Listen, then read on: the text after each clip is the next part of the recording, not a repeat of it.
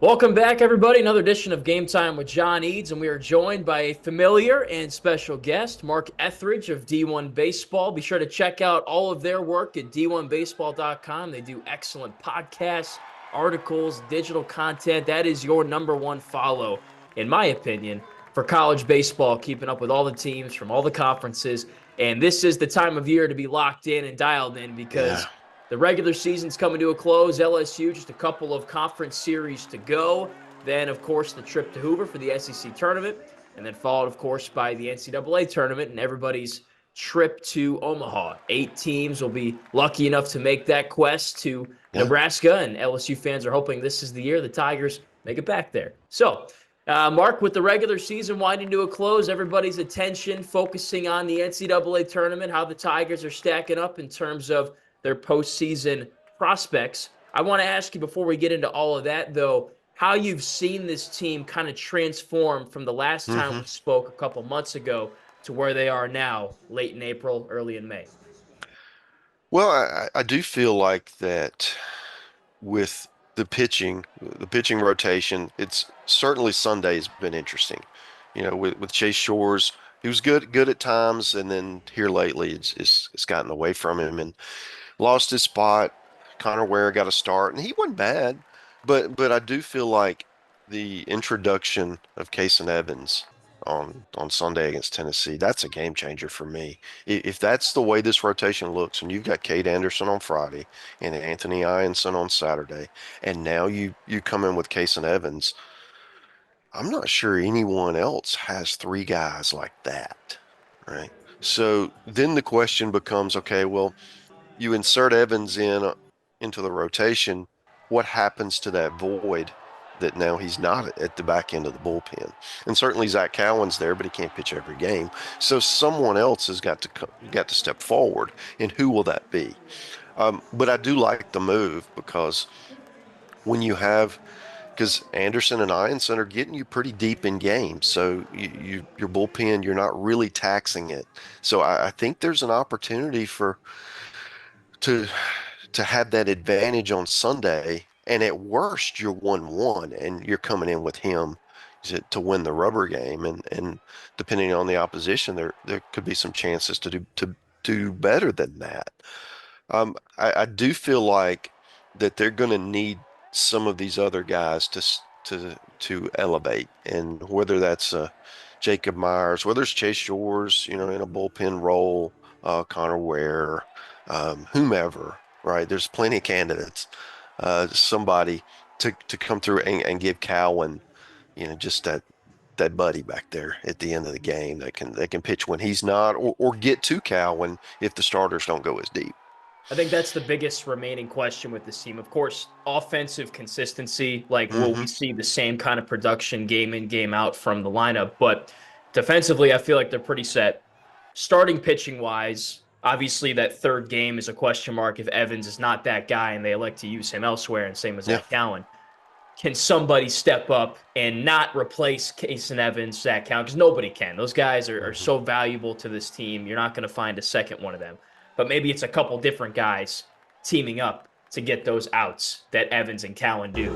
If you're able to find those one or two, or maybe it's a couple different guys that have to kind of team up to get it done, how does that elevate the ceiling of this team? Yeah. And I do feel like that this is one of the best teams in the country. So they showed it winning the series over Tennessee, although that Friday game was so weird. I mean, 600 runs in the ninth.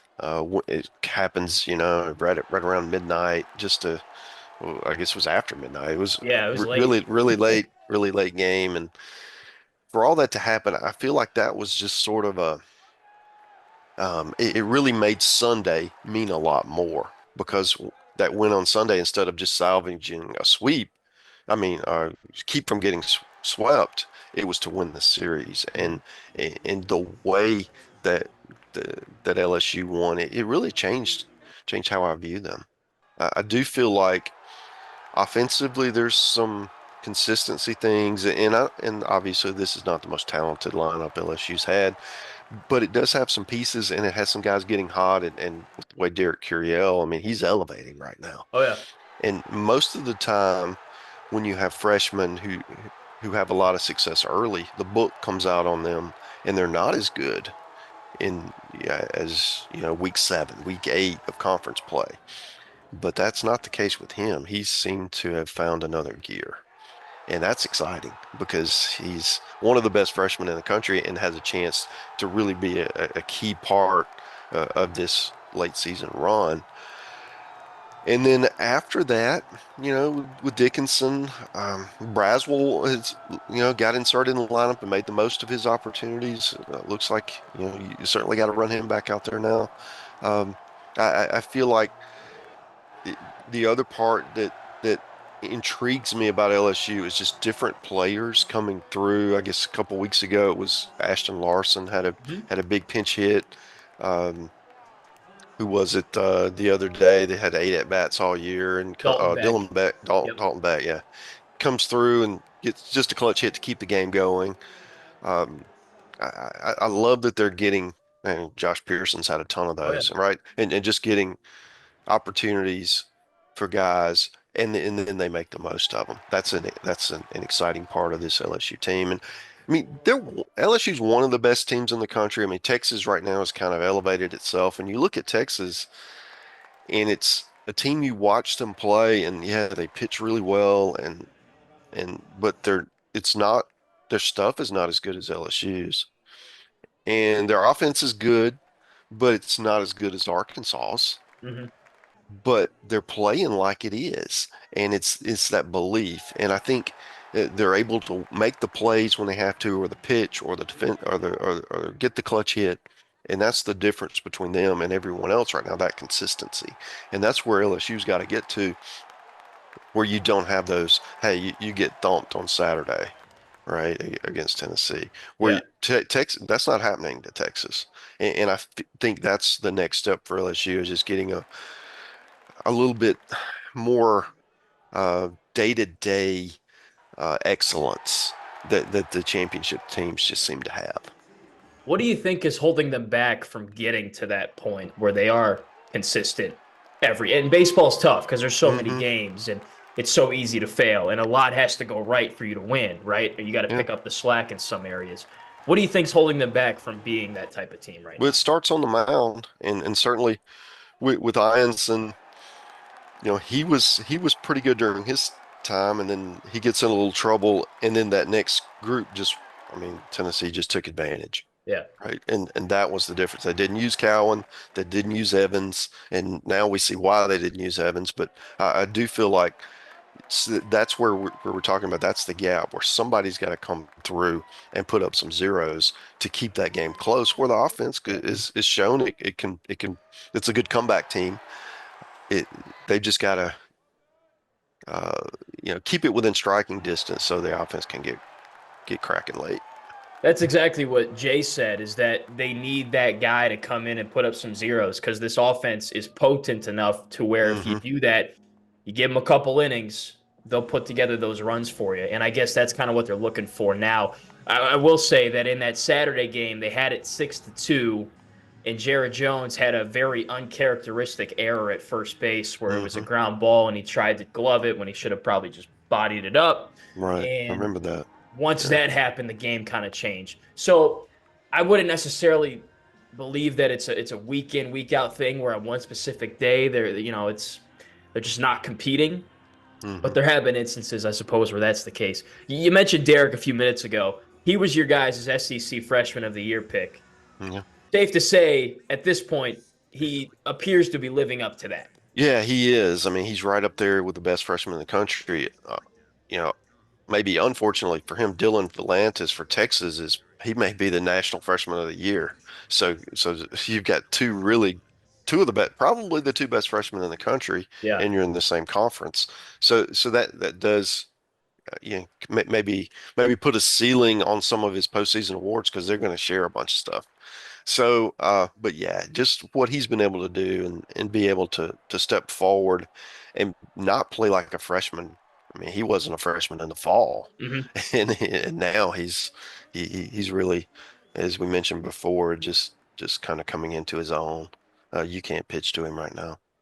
How rare, from your perspective, you've seen a lot Yeah. more baseball than I have, and you've covered this a lot longer than I have. How rare is what he doing?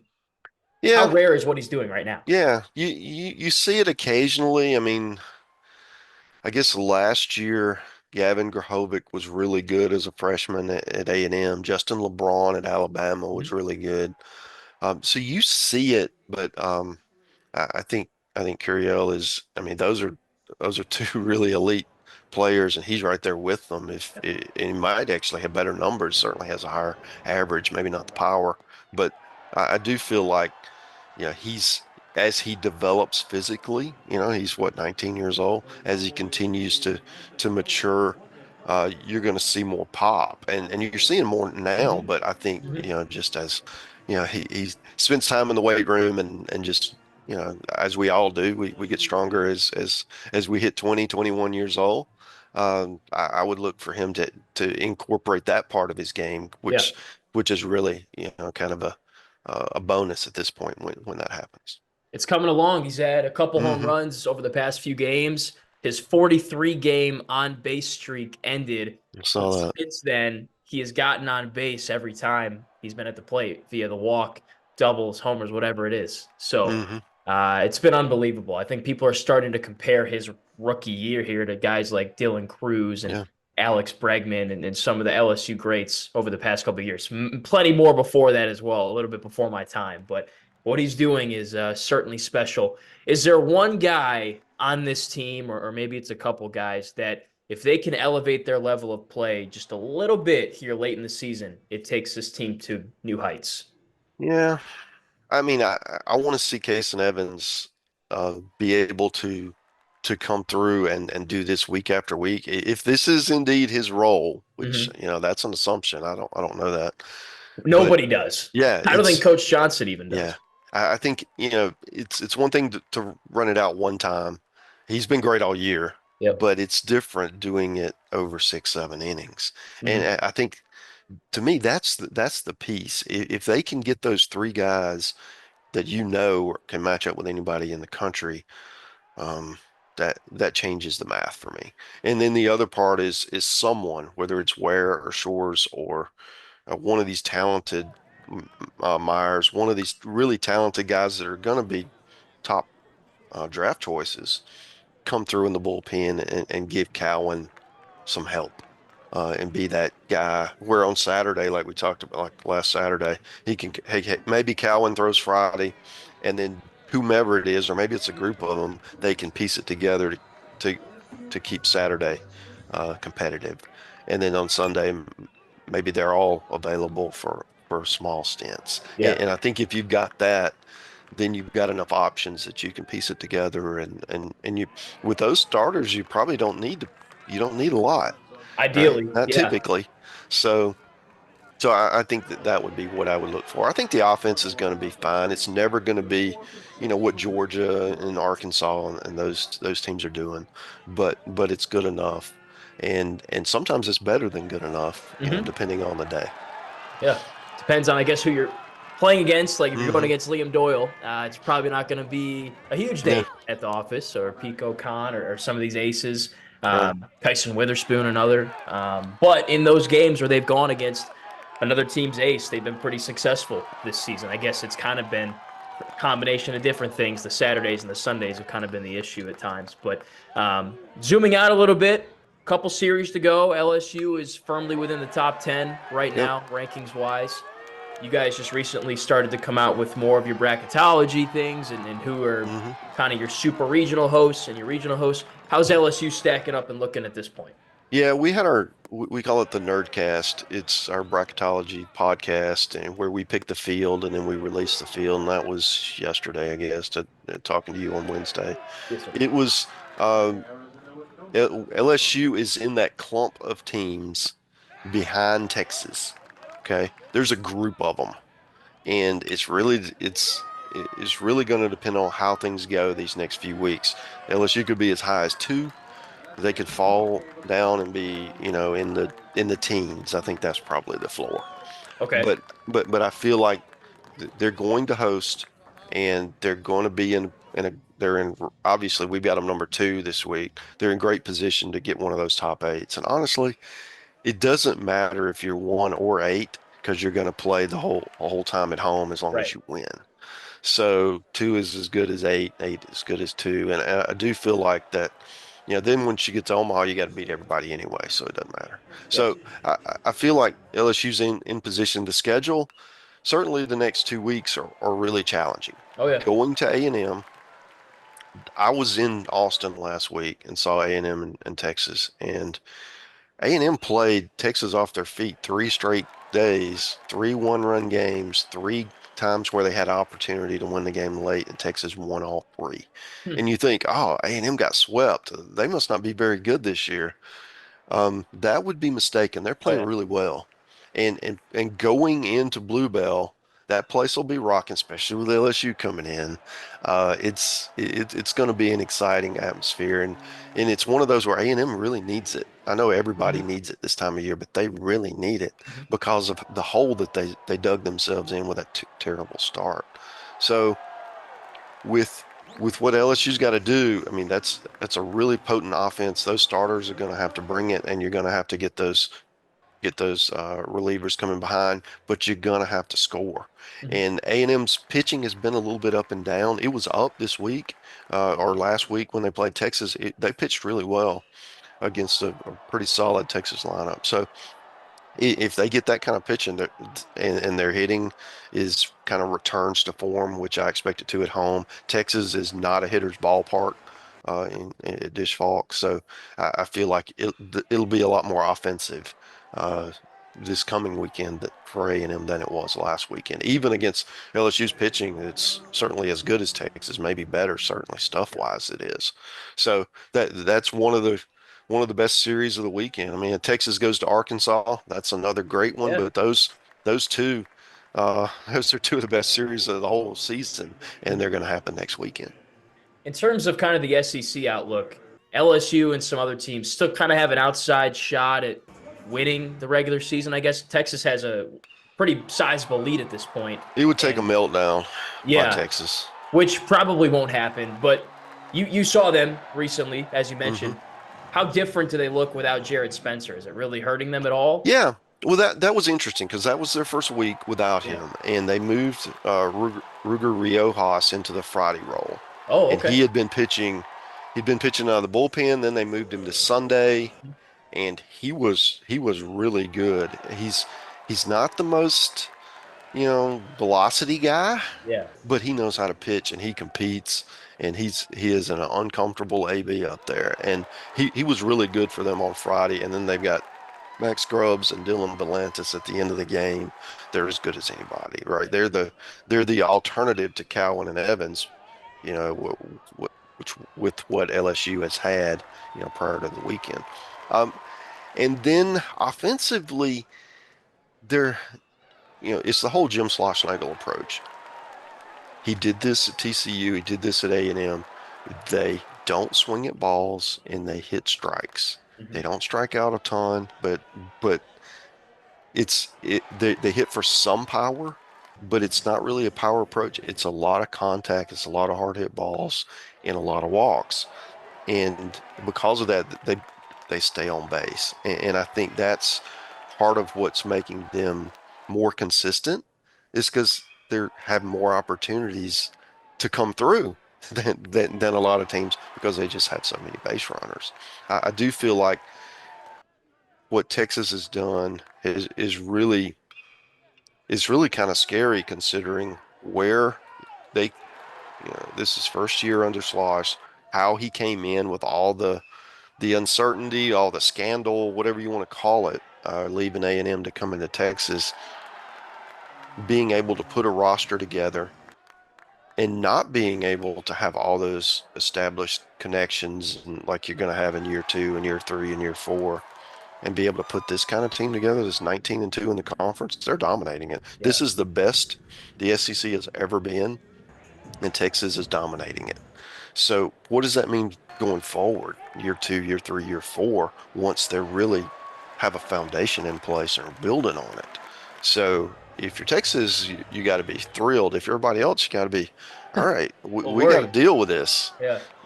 They're not going anywhere. If anything, they're going to get more challenging for us. So I feel like that's been the biggest story of the season. A&M's downfall and then resurgence, Right.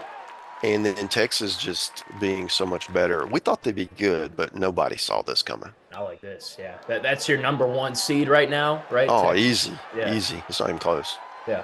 And They you could get said, swept this weekend and probably still be the number one seed. That's yeah, that's how far ahead they are. And they go to Arkansas, which is a tough pretty road tough. environment. Hmm. They really haven't had a ton of tough road games, so this will be Kentucky's probably their toughest one, or Mississippi State. Yeah. So Arkansas is different. Yeah. That's a different environment. It's different players, a lot of velocity on the mound, a lot of power at the plate. That's a good club, and I think Arkansas will probably win that series. Everybody's gonna lose. I I feel like, and most teams are going to lose multiple times, Hmm. right? During talking about series, and I think this is probably Texas's most challenging Yeah. series that they're going to face all year. But they've afforded themselves the luxury to lose a series with Oh, how well sure. they've played this year. So, as far as LSU goes, you said as high as two, but Hmm. possibly if they just collapse here late, they could Yeah, fall down into the the schedule's 13th. tough. Yeah, I it mean, is. they could absolutely lose at A&M. They could absolutely lose at home to Arkansas, and then Yeah. going to South Carolina the final weekend with Paul there. Who knows? Yeah, in South Carolina, their record is not very good, but they play a lot of close games. Uh-huh. So if you don't bring your A game, if you're thinking about Hoover or regionals or whatever, they're going to hit you in the mouth, Yeah. and it's going to be a fight.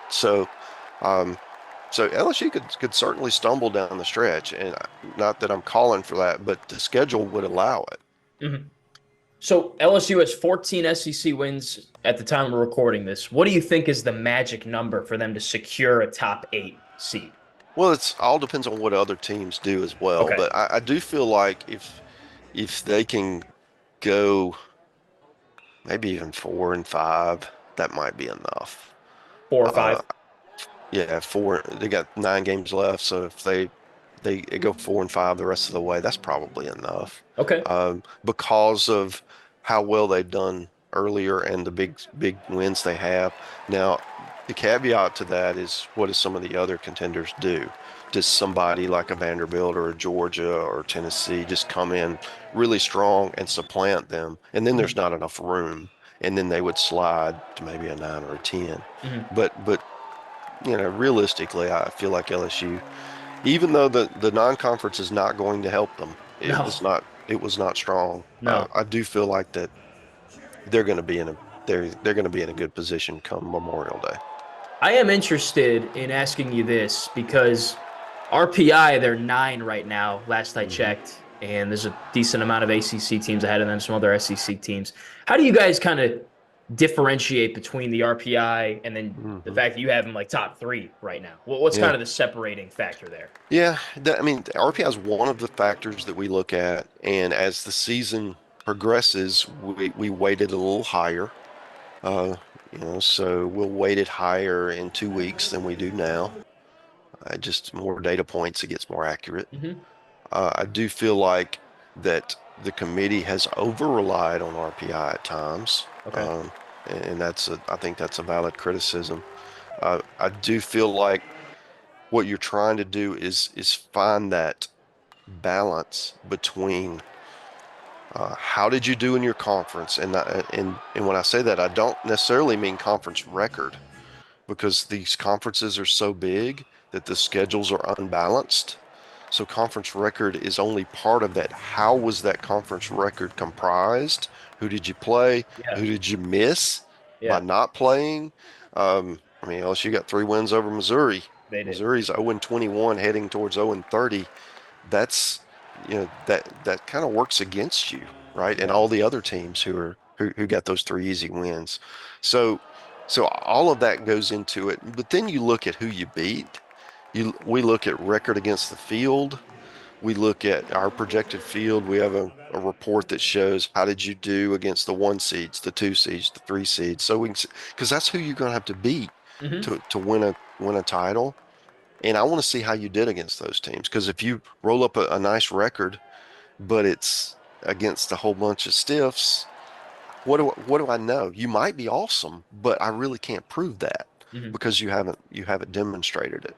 So those are the things we look for. I mean, I think the RPI, I mean, with who LSU's got left, it's only going to go up, assuming they win games, it's only going to go up.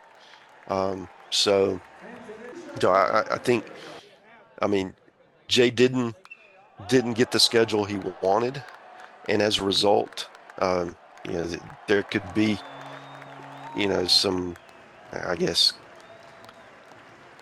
we'll call it anxious moments if they're on that cut line Yeah. between an 8 and a 9 or 16 and 17 or whatever, wherever the cut line happens to be, Hmm. um, because of that non-conference strength of schedule, because that is one of the things the committee's going to look at.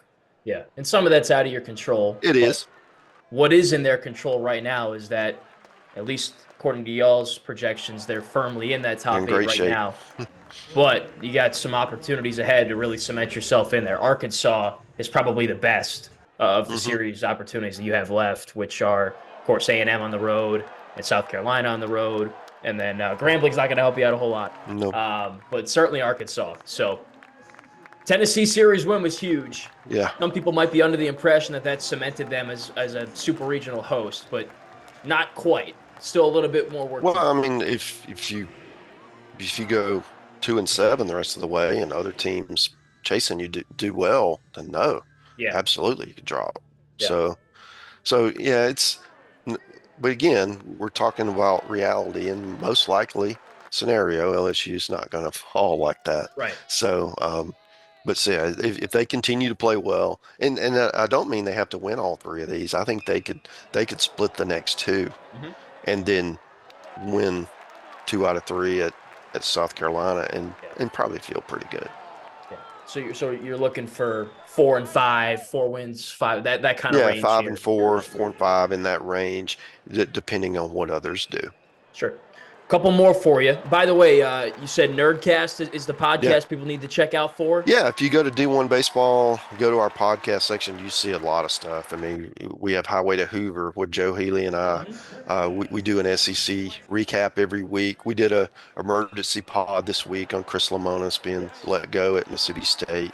Um, Kendall, Joe, Mike Rooney, Aaron Fitt, they do a national podcast or really twice a week, one ahead of the weekend and one after. And then once a week, usually on a Monday, Tuesday time frame, we do what we call our bracketology show, our Nerdcast. Excellent. And the Nerdcast name, I mean, we've been doing this a long time, but the origin of it was there was a lot of eye test talk, Hmm. and I would go in and try to present numbers and get called a nerd, right?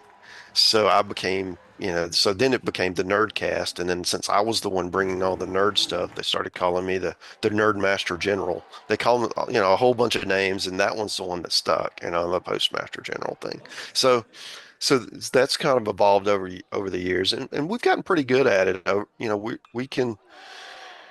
We understand what the committee is trying to do. We don't always get the committee right, yeah, or sometimes the committee doesn't get it right. We feel like we're right, and I do think that's really an interesting part of this because we're trying to go through and because it's not like one person is picking the field. We're going through and debating it and trying to understand the pros and cons of each. And a lot of times I'll do a field before we even get on there just to kind of go through the process and see who I like and who I don't, and who needs to drop and all that kind of stuff. And then once we get on there, one of those guys will introduce something that I wasn't thinking about or make me look at it a different way. And I Hmm. think that's reflective of what's going to happen in that committee room where we all go in with what we think is important to us. But if you're open to other ideas, you can learn something and end up doing kind of a 180 on a team that, hey, I thought this team should have been number two, and maybe they should be down, a little lower, right, maybe 5 or 6, right? And I think that's reflective, right, of what the that committee does when they go in and they're trying to figure out, who should host and who are those last teams in the field, because that's really the important piece. Just about anybody can pick. Um, 14 of the host, and 60, maybe 60 of the 64 teams, right? But it's those last two hosts that are typically difficult, and those last four teams that you might have 10 teams in the Yeah. running for those four spots. And that's where it becomes really challenging. So if you are a college baseball fan in general, and really anybody, check all that out. Clearly, they take it very seriously, and that's your number one go-to source, in my opinion, for college baseball We think so. every Yeah. day of the year, but certainly Hmm. right now. I mean, this is when it counts. So, get you out on this. I know we spoke about this before we got on Hmm. air here. Chris Lamonis getting fired from Mississippi State, Yep. kind of not a shock that it happened, but kind of when it happened. I Yeah. think midseason, That's fair. where they were, right? Just what were your kind of immediate takeaways from that decision? Well, initially I was surprised at the timing that, because there's still three weekend series left.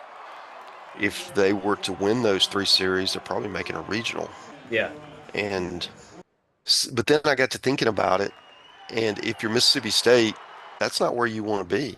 right. You don't want to be hoping that you play really well the last 3 weeks and sneak in as one of the last teams in the field. You build that huge stadium, great fan base, huge crowds.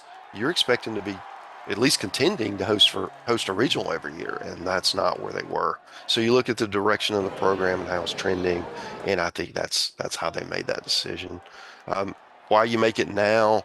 I think maybe if you decide, okay, we know we're going to go ahead and make this call at the end of the year, they go ahead and do it now, so that if he or if Mississippi State were to make a run late and maybe put some doubt on that on that decision, you eliminate that probability. What if they got hot and won a regional, Yeah, right?